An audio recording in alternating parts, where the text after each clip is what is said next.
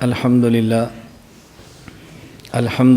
وحدہ لا شریک لہ والصلاة والسلام علی من لا نبی بعدہ اما بعد فاعوذ باللہ من الشیطان الرجیم بسم اللہ الرحمن الرحیم وما علمناہ الشعر وما ينبغی لہ ان هو الا ذکر وقرآن مبین وقال النبی صلی اللہ علیہ وسلم ان من الشعر لحکمہ اللہم صلی علی محمد وعلی آل محمد کما صلیت علی ابراہیم وعلی آل ابراہیم انک حمید مجید اللہم بارک علی محمد وعلی آل محمد کما بارکت علی ابراہیم وعلی آل ابراہیم انک حمید مجید۔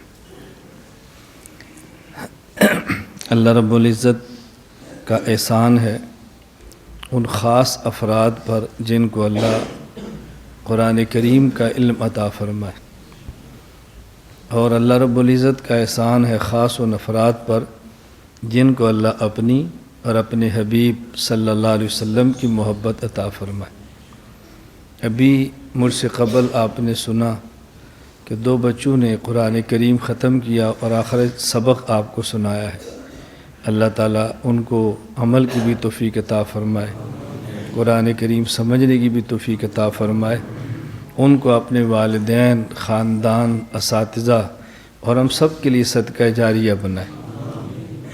پھر آپ نے 4 طلباء کو دیکھا اور سنا کہ جنہوں نے رسول اکرم صلی اللہ علیہ وسلم کی مبارک شان میں نعتیں پڑھی۔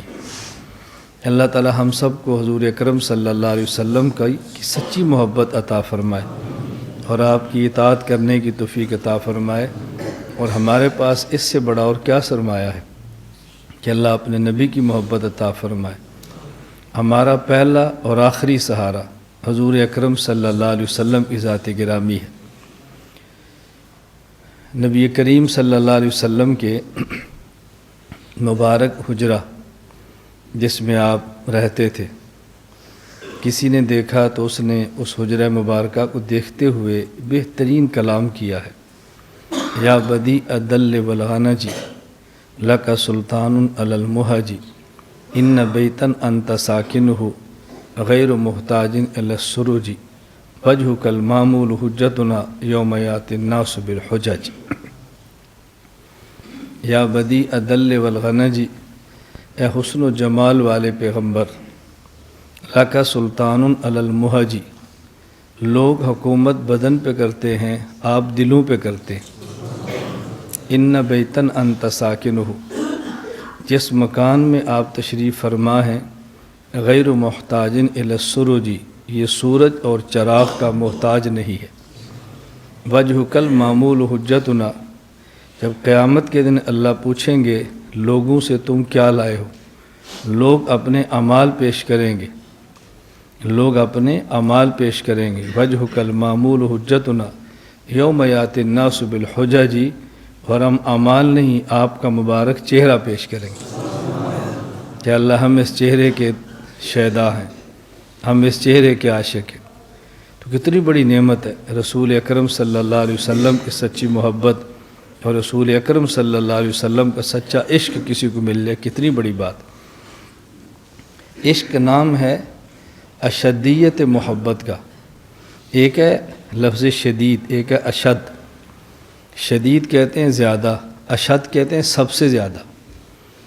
ایک ہے شدید محبت، زیادہ پیار، ایک ہے اشد حبہ یعنی بہت زیادہ اور سب سے زیادہ پیار۔ عشق کو اشدیت محبت، سب سے زیادہ پیار کا نام عشق ہے، لیکن لفظ عشق چونکہ بدنام ہے اس لیے اللہ نے قرآن کریم میں اپنے ذات کی محبت کی لفظ عشق کو بیان نہیں فرمایا۔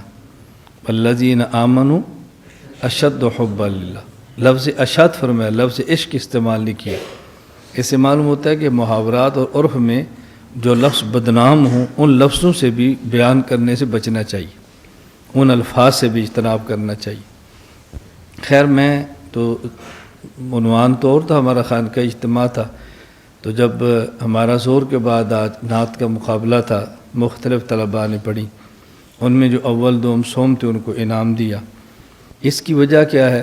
میری خواہش ہے کہ اللہ توفیق عطا فرمائے تو ہمارا مرکز اور خانقاہ دین کے سارے شعبے زندہ کرے اور دین کے سارے شعبوں میں معاون بنے، اور جو دین کا کام کرتا ہے اس کی مدد کریں، اس کا تعاون کریں، کچھ نہ کر سکیں تو اس کو دیکھ کر خوش ہوں اور ان کے لیے دعائیں کریں، بس اتنا اہتمام کریں۔